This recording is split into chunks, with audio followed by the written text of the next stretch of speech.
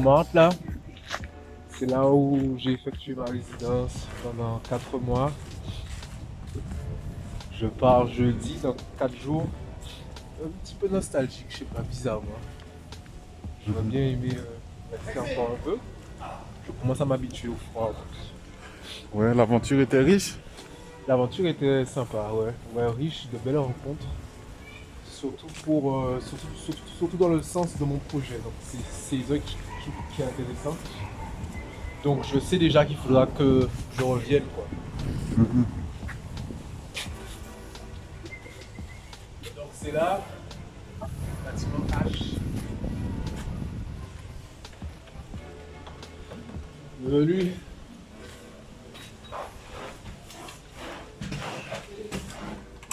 C'est le lumière. Lighter, man.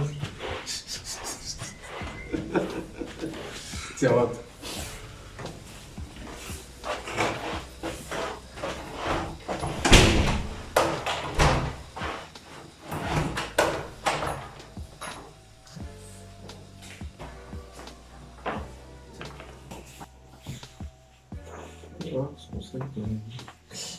Ok.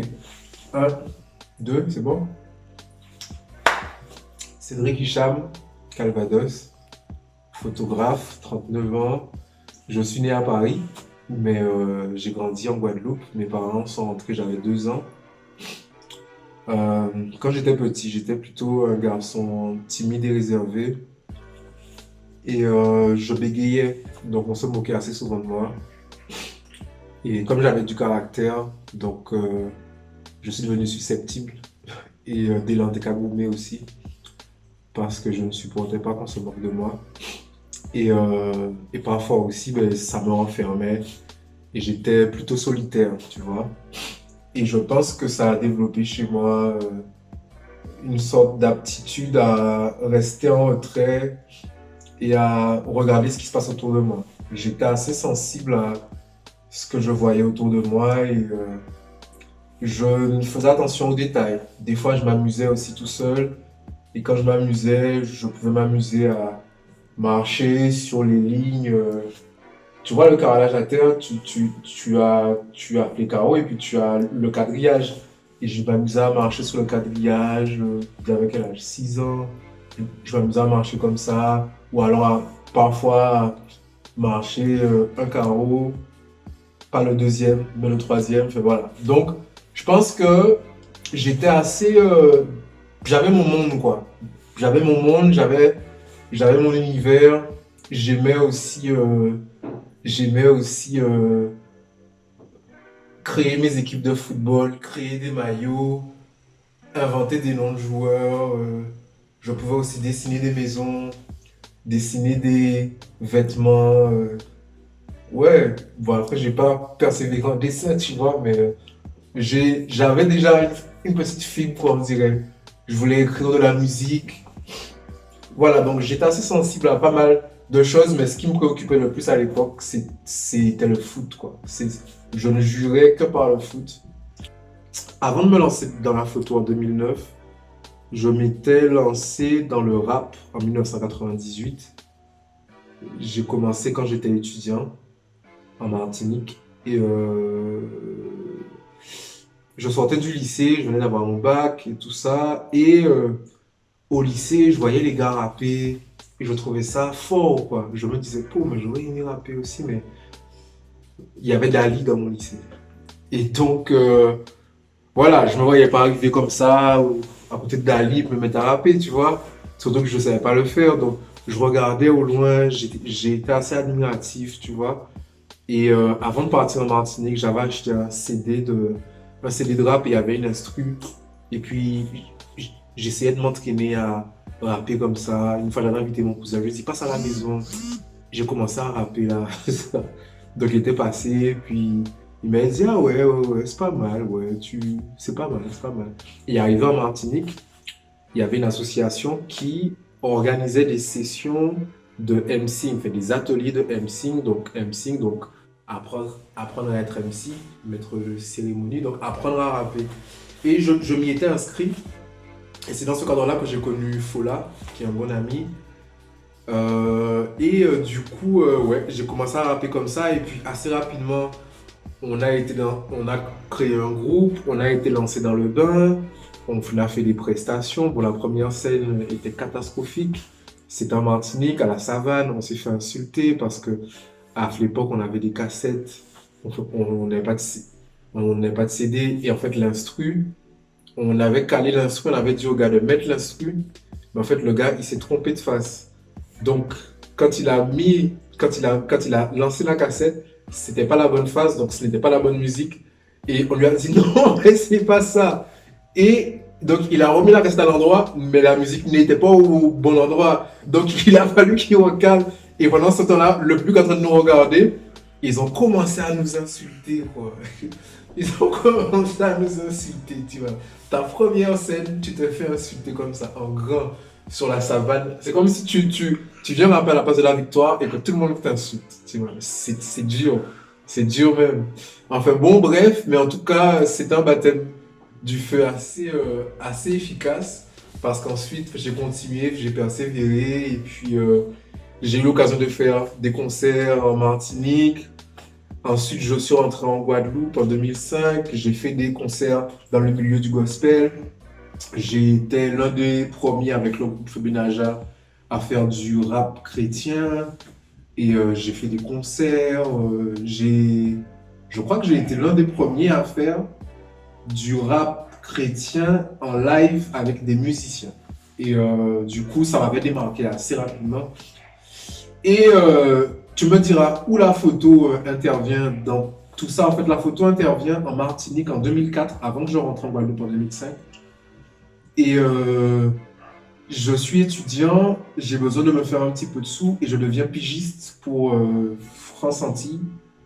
Et comme il faut agrémenter les articles de photos, je demande à un ami à moi qui m'avait mis sur le filon, je lui demande de me prêter son appareil. Et quand il me prête son appareil, c'est un petit appareil, c'était pas grand chose, hein. Quand il me prête son appareil, je sais pas, j'ai un déclic, j'ai un feeling quoi. J'ai un feeling et du coup ma mère elle m'en achète un autre, elle m'achète un appareil qui sera pour moi du coup.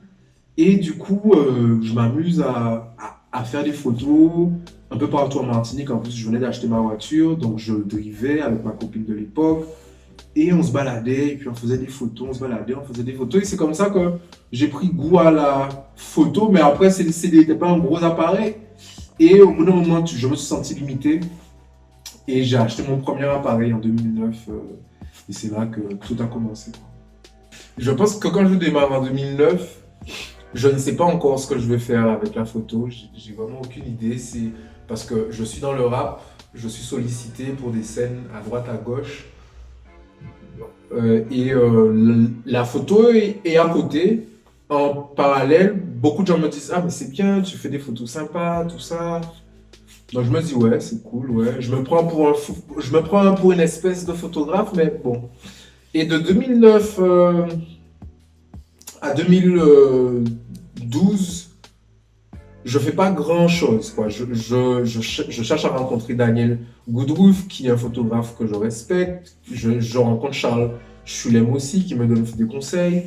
Et en 2013, je fais l'acquisition d'un appareil photo assez sérieux. Et là, un jour, je fais une photo de mon père, un portrait, et je trouve la photo vraiment intéressante. Et du coup, je la publie sur les réseaux. Et assez rapidement, les gens réagissent. Et je me dis: punaise, mais pourtant, c'est une photo simple. Voilà, il n'y a pas. C'est pas une photo extraordinaire. Moi, je trouve la photo jolie parce qu'elle est pas affective aussi. Mais... Et du coup, je me dis: tiens, ça me donne une idée. Et du coup, je prends mon appareil, je vais au foot et je prends en photo mes potes du foot. Et là aussi, je publie des photos sur Facebook. Et là aussi, les gens réagissent: ah, mais belle photo. Ah, mais c'est sympa les portraits comme ça, etc. Et là, j'ai un déclic et je me dis: mais tiens, mais pourquoi ne pas faire un genre de truc, une espèce de chose autour des portraits de personnes comme ça en Guadeloupe. Et donc, du coup, j'en parle à une amie qui me dit, mais tu devrais faire une page spécialement pour ça. Je dis, ah ouais, tu crois? Mais non, mais j'ai envie de faire ça normalement. Et toi, elle me dit, non, non, mais fais une page, tu vas voir les gens, si le projet est bien, les gens ils vont te suivre, tout ça. Donc, je fais une page et je l'appelle La Guadeloupe, mon visage. Et je continue à réaliser des portraits comme ça, de façon spontanée. C'est-à-dire, je prends mon appareil et les gens que je croise, qui m'inspirent, je leur demande de pouvoir les prendre en photo. Je leur explique ma démarche. En fait, la démarche, elle est simple. C'est valoriser la Guadeloupe autrement que par sa beauté physique, entre guillemets. C'est-à-dire, j'en ai marre de juste des photos de paysages, j'en ai marre de juste des photos de plage. J'ai envie de m'intéresser aux gens, j'ai envie de parler des gens, j'ai envie que les gens parlent d'eux, j'ai envie que les gens verbalisent qui ils sont, leurs pensées. J'ai envie de faire émerger une conscience guadeloupéenne, une fierté. Et du coup, voilà, la page est lancée et assez rapidement. Et je pense que c'est là vraiment que tout démarre. C'est là le point de départ de mon apparition officielle dans le paysage photographique guadeloupéen. Parce qu'après ça, je vais participer à un concours organisé par le ministère des Outre-mer en 2004, en fin 2013. Je deviens lauréat je deviens lauréat de la Guadeloupe parce que c'est un ministère qui organise le concours sur tous les départements d'outre-mer et à chaque département, il y a un lauréat et ensuite, il y a une sélection parmi les 12 départements et il y a un classement et il y a 10 photos qui sont choisies, qui sont exposées sur le ministère des Outre-mer. Et moi, je finis lauréat en Guadeloupe et je finis troisième des départements. Et du coup, ma photo est exposée, je suis invité à venir au ministère des Outre-mer. Donc, tout ça vient encore consolider le petit pas que j'avais déjà fait avec la Guadeloupe Mon Visage. Et les gens commencent à me prendre au sérieux. Et ensuite, je suis sollicité pour un projet avec la mairie du Gosier. Ensuite, j'expose à la Poularte. Ensuite, j'expose à Terra Festival. Donc, les gens commencent à me suivre, à s'intéresser à ce que je fais. Et puis, minou, hein, quoi. Voilà. Alors, en fait, la Guadeloupe, mon visage, mon incident, je voulais lui donner une suite. Et je me suis dit, bon, j'ai fait le premier volet en Guadeloupe. Ce serait bien de faire le deuxième volet à Paris. D'autant plus que j'avais vu un appel à projet de la Cité internationale des arts. Et je me suis dit, mais ça fait sens d'aller à Paris parce qu'effectivement, en 1963, quand le Demi-Dôme a été créé, il y a eu une migration importante de Guadeloupéens en Île-de-France, en région parisienne. Donc, pour moi, la connexion était toute faite entre ma volonté de venir à Paris et l'intention de mon projet. Et l'idée, c'était de pouvoir rencontrer des Guadeloupéens et voir à quoi leur conscience guadeloupéenne était confrontée au quotidien et comment cette notion d'identité guadeloupéenne, entre guillemets, j'expliquerai après, cette notion d'identité guadeloupéenne était secouée, remuée, bousculée, confrontée, oui, voilà. Enfin, je voulais entendre leurs propos et savoir quelles étaient leurs réalités.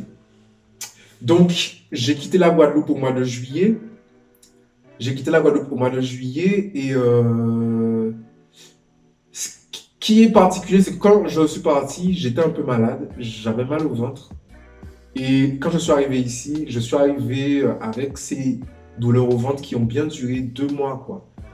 Donc, je ne suis pas arrivé dans les meilleures des conditions physiques et psychologiques parce que du coup, je suis arrivé ici, dans cet appartement, il n'y a pas Internet. Donc, j'étais déjà un peu fatigué, j'ai mal au ventre, il n'y a pas Internet. Je me suis dit, mais quand on vient d'acheter là, quoi? Je me suis dit, mais sérieux, quand on vient d'acheter là, j'étais bien chez moi, quoi, tu vois? Qui m'a foutu ça?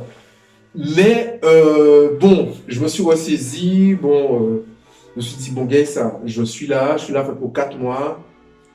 Tu vas déjà trop parler de ça en Guadeloupe pour faire machine arrière, tu vois. Ça ferait pas très sérieux. La DRAC va te payer le logement. Bon, mets-toi bien, quoi, tu vois. Donc, je me remets la tête un peu à l'endroit.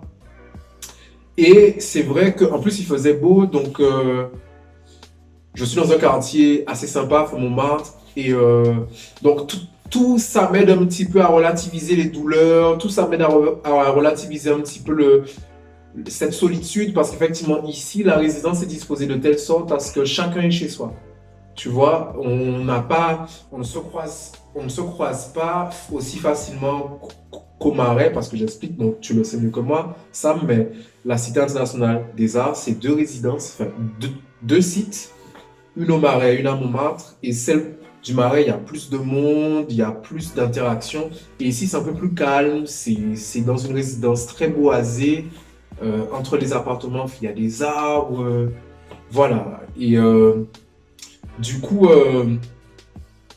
il y a une solitude qui s'installe. Parfois, il fait froid. Mais à côté de ça, bon, mais je commence le projet.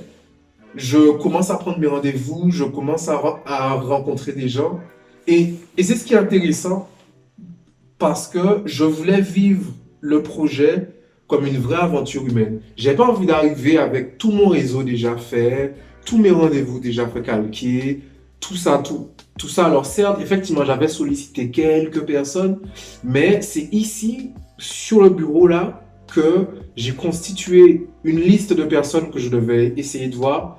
Et ensuite, j'ai commencé à passer des coups de fil, j'ai commencé à envoyer des messages et de fil en aiguille, je me suis dit, écoute, fais confiance un petit peu à la providence et laisse-toi guider, quoi. Laisse-toi conduire.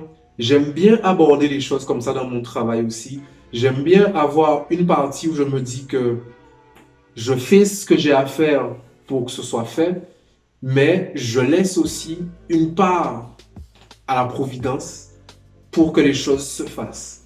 Pour que les choses se fassent comme elles doivent se faire. Je ne pense pas que tout ne dépend uniquement que de moi, même si ma détermination a un grand rôle, mais je crois aussi que l'univers a sa part, que le divin a sa part, et que si tu es dans une dynamique positive, si ton projet a du sens aussi, ben, les choses se passent de façon à ce que les chemins s'ouvrent, des portes s'ouvrent, la lumière se fait, et j'aime vivre les choses comme ça parce que du coup, ça vient un petit peu atténuer ce sentiment de solitude, tu vois, et tu te sens accompagné, quoi. Je ne peux pas l'expliquer fait autrement. Et je savais que mon projet avait du sens, je savais que j'avais une idée en tête, et je savais aussi que c'est en faisant le projet que euh, je comment dire, que c'est en faisant le projet que moi-même, j'aurais été nourri par le projet. Tu vois? Donc, c'était vraiment un projet pluridimensionnel dans le sens où je vais chercher quelque chose, mais je reçois aussi, je m'organise, mais je m'attends aussi à quelque chose de divin. Il y avait aussi une volonté stratégique de me faire connaître un peu ici, de me faire du réseau. Euh, Parce que voilà, en tant que photographe, je ne peux pas juste me dire que je fonctionne en Guadeloupe. J'ai des ambitions et voilà, je voulais aussi rencontrer du monde ici. Et voilà, et chemin faisant, en étant déterminé, en s'organisant, en étant, en faisant aussi jouer l'audace, ben les portes se sont ouvertes. Avant de partir de la Guadeloupe, j'avais contacté une journaliste de François pensant qu'elle était guadeloupéenne, mais en fait elle était martiniquaise, mais je lui ai envoyé mon projet, ça lui a plu, elle m'a dit, bon écoute, est-ce que ça t'intéresserait que je te suive sur plusieurs reportages pour faire un reportage au long cours? Donc, tu vois, les choses se sont mises en place et du coup, ça m'a donné une force aussi, tu vois. François s'intéresse à ce que je fais, je me suis dit, ah ouais, mais cool, quoi, tu vois. J'ai rencontré d'autres personnes qui ont trouvé le... Enfin, je dis, ben oui, j'ai fait que ça. J'ai rencontré que des gens qui ont trouvé le projet très intéressant et qui m'ont encouragé, qui m'ont donné des contacts, qui m'ont conseillé.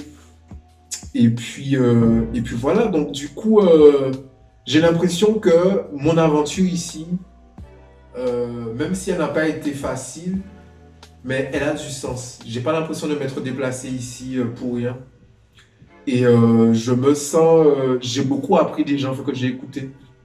Parce que dans mon téléphone, là, il y a plein d'interviews super riches de gens qui m'ont dit plein de choses, qui se sont confiés, qui m'ont vraiment ouvert leur cœur, qui m'ont parlé de leur combat, de leur lutte, de leur réalité, de leurs aspirations, de leurs rêves pour eux-mêmes, pour la Guadeloupe, de leur vision.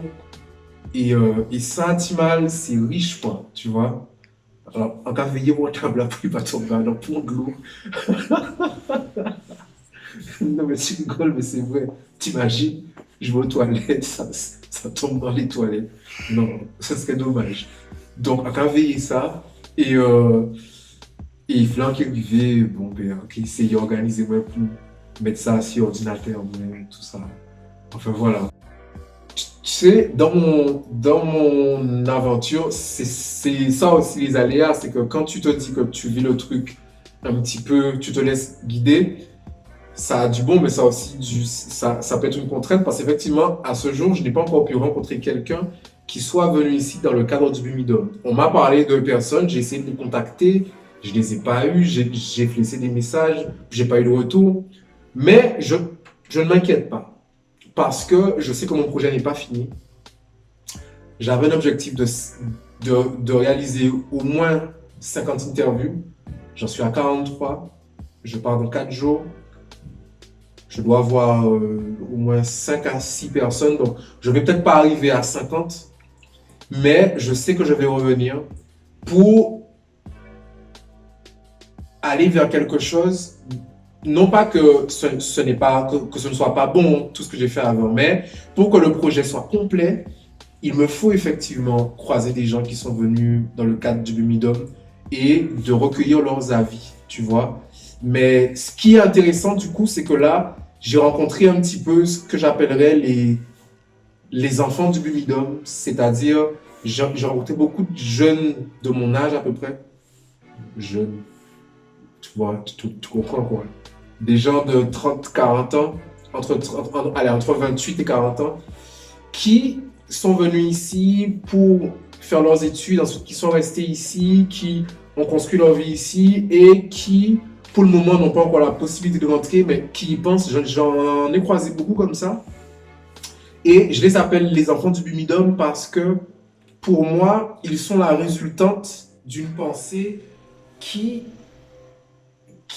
a vu le jour avec le Bumidum. C'est-à-dire, nous mettre dans la tête, c'est pas péjoratif quand je dis ça, mais nous faire comprendre, nous laisser à penser que l'on ne pouvait se construire que qu'en venant ici, que la France était quelque chose d'eldoradique.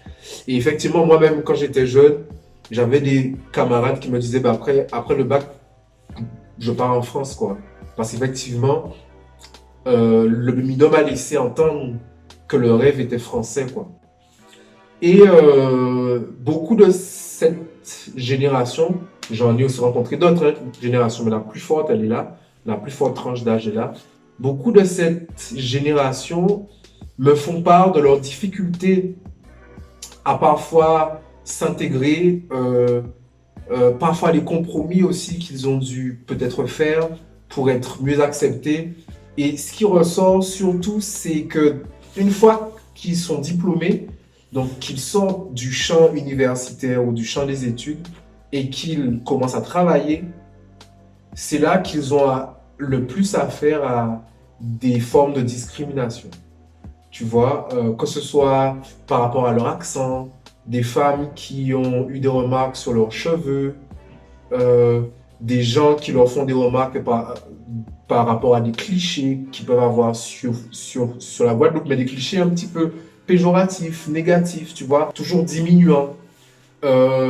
Et tu en as aussi qui jusqu'à présent vivent très bien les choses, ou alors qui se sont adaptés malgré tout, mais qui, au fond d'eux, à chaque fois qu'ils rentrent en Guadeloupe, se disent, mais non, mais il faut qu'un jour ou l'autre, je trouve le moyen de rentrer au pays, quoi. Tu vois, et ça, c'est intéressant parce que du coup, tu comprends l'importance de l'ancrage, quoi. Et c'est un terme sur lequel je pense que je vais continuer à méditer. Qu'est-ce que l'ancrage, quoi? Qu'est-ce qui fait que, à un moment, on s'attache à une terre, à un territoire, et que cela nous poursuive jusqu'à la fin de nos jours, et que on ait une affection tellement forte que quand on n'est pas connecté avec cet espace, on fonctionne, on vit, mais une fois qu'on revient en connexion avec ce territoire, il y a toute une émotion qui s'empare de nous et qui vient réveiller les choses en nous qui sont recouvertes par la réalité du quotidien, le travail, etc., les préoccupations, et qui viennent raviver, parce que souvent les gens me parlent d'être ressourcé. Je viens en Guadeloupe pour me ressourcer. Tu vois, donc cette notion d'ancrage me fait beaucoup réfléchir. Et, euh, et voilà. Le BUMIDOM, déjà, je vais le traduire. Bureau des migrations des départements d'outre-mer. Après la Seconde Guerre mondiale, en France, euh, il y a un manque, il y a un besoin de travailleurs, il y a un besoin d'ouvriers. Et dans les départements d'outre-mer, la situation est plutôt calamiteuse, c'est-à-dire il y a parfois un fort taux de natalité et à côté de ça, il y a un fort taux de chômage. Et en Guadeloupe, en tout cas, il y a aussi des gens qui ont des velléités indépendantistes. Donc, l'État qui a besoin de personnes pour travailler, qui ne les trouve pas sur son sol, par le biais de Michel Debré, en 1963, va créer le BUMIDOM, donc ce bureau, pour mettre en place une campagne de recrutement assez offensive dans les départements des Outre-mer, dans ces anciennes colonies. Donc, ils vont venir chercher la manne, ils vont venir chercher la matière première, donc les hommes, les femmes, en Guadeloupe, en Martinique, à la Guyane et à la Réunion. Parce que on est français du coup, et qu'il n'y a pas de contraintes administratives, et que c'est plus pratique. Donc du coup, les gens qui sont intéressés s'inscrivent pour partir, le billet est payé, et quand ils arrivent en France, ils sont reçus dans des centres où on leur apprend, on leur fait des remises à niveau, mais dans le lot, il y en a qui ont déjà des très bons niveaux, mais on leur fait des mises à niveau, et beaucoup comprennent malheureusement que ce qu'on leur a vendu en Guadeloupe, c'est-à-dire une autre vie, se construire, etc., ce qu'on leur a vendu en Guadeloupe, ce n'est pas ce qui les attend parce qu'en fait, et surtout les femmes, elles sont mises dans dans des anciens couvents et on va les former à être des femmes, des bonnes à tout faire. Il y en a aussi après pour qui ça se passe bien, hein, tu vois. Après, je n'ai pas toutes les trajectoires, mais le principe est là. Donc, la France organise une campagne de recrutement, parfois très offensive, parfois presque autoritaire, parce qu'il y en a qui ne veulent pas venir en France. Et il y en a qui sont arrêtés d'ailleurs, enfin en Guadeloupe, parce qu'ils ne veulent pas venir, etc. Et ce qui se passe, du coup, c'est que de 1963 à 1981, je crois, la France va recruter en Guadeloupe, enfin dans les DOM, mais surtout en Guadeloupe, parce que c'est ce qui me concerne, plusieurs dizaines de milliers de Guadeloupéens sur plusieurs générations fait comme ça. Et moi, je crois que ça a eu forcément une conséquence non seulement sur la démographie, mais aussi sur le développement de cette conscience guadeloupéenne. Alors, dans les années 70, il y a eu une révolte culturelle en Guadeloupe au niveau de la conscience, mais je me demande comment la Guadeloupe aurait été si tous ces gens-là ne seraient pas partis. Est-ce qu'on serait resté dans cette condition de chômage? Est-ce que culturellement, on aurait été plus avancé? Est-ce que politiquement, enfin, tu vois, ça génère plein de questions parce que je me dis que ça a forcément eu une conséquence assez importante que plusieurs générations sur presque 20 ans se soient exilées en France, quoi. Tu vois? Donc c'est un peu ça le but. Alors, quand je vais rentrer, déjà je vais me reposer, je vois ma fille, je vais me reposer un peu le week-end, j'irai à la plage, je vais un petit peu mettre tout ça de côté. Et ensuite, dans un deuxième temps, je vais devoir réécouter et sauvegarder tous les audios. Ça va être le gros du boulot. Je vais devoir tout réécouter pour mettre les choses à plat et tirer les meilleures parties de ces interviews. Je vais devoir aussi choisir les photos. Il y en a que je vais refaire parce que j'en suis pas très fier.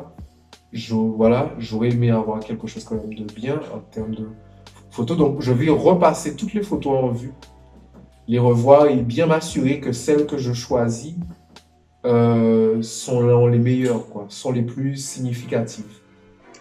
Ensuite, je vais continuer de prospecter pour qu'à mon retour, entre mars, avril, je pense, pour qu'à mon retour, je puisse rencontrer beaucoup plus de personnes de générations plus avancées et surtout de générations de bumidomiens.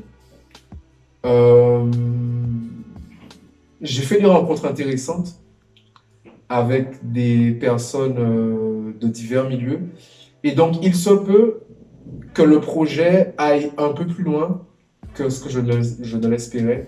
Il se peut que le projet, j'en parle pas encore trop, hein. Tu auras compris, j'attends quand même.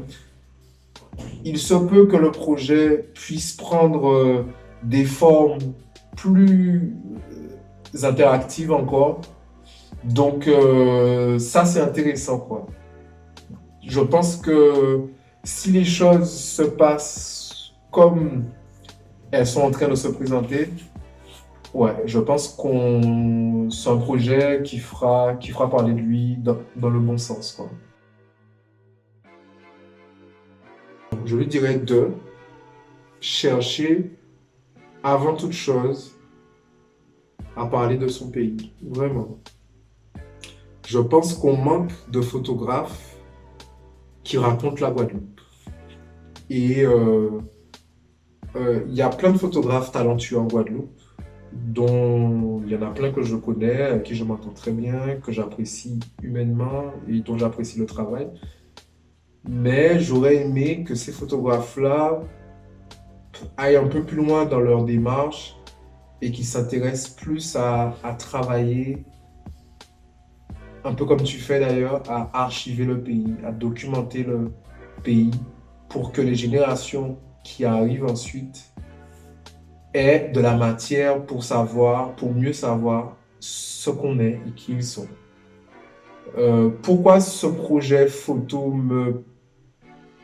me parle, c'est parce que je m'intéresse à la question de l'identité et je trouve que c'est une problématique assez importante en Guadeloupe, la question de l'identité. Et je crois que la photo peut être un générateur de contenu. Et en ce sens, donc c'est ce que je dirais à un photographe qui veut commencer. Et je lui dirais aussi de marcher le plus souvent que possible avec son appareil. Comme Daniel Chulem m'a dit, comme Charles Chulem m'a dit, pardon, je lui dirais marche avec ton appareil aussi souvent que tu peux, quoi. Parce que une bonne image, ça n'avertit jamais, quoi. Un, un- un vrai cliché, ça ne prévient pas. C'est juste là, quoi. Donc, soit là, soit déjà prêt, quoi. Soit prêt à dégainer, quoi. Et, euh, et même si la question de la technique est importante, c'est mon troisième et dernier conseil, même si la question de la technique est importante dans tout ce que l'on fait, mais va plus loin que la technique. Euh, construis un propos, travaille ton regard et développe une vision, quoi. Je trouve qu'on est en pleine effervescence. Il se passe vraiment plein de choses. Il y a de plus en plus d'artistes euh, qui, euh, qui s'affirment. Il y a un renouvellement du paysage artistique en Guadeloupe. Et ça, je trouve ça vraiment sympathique. Et je suis fier d'ailleurs de faire partie de cette vague-là. Et je sens que c'est une génération qui peut vraiment impacter non seulement le paysage culturel guadeloupéen, mais caribéen, mais qui peut aussi impacter la société.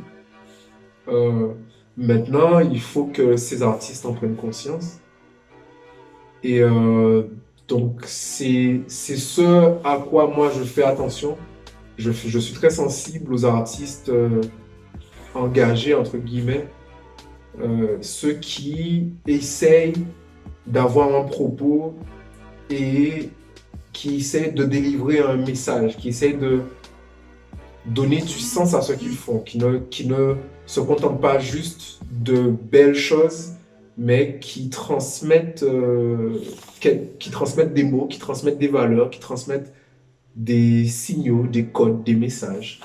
Et je pense que notre défi, il est là. Euh,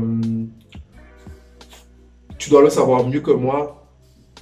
En France, l'art guadeloupéen ne pèse pas lourd, tu vois, et je pense que tu dois faire partie, tu dois être l'un des seuls en ce moment qui est en train de creuser un sillon.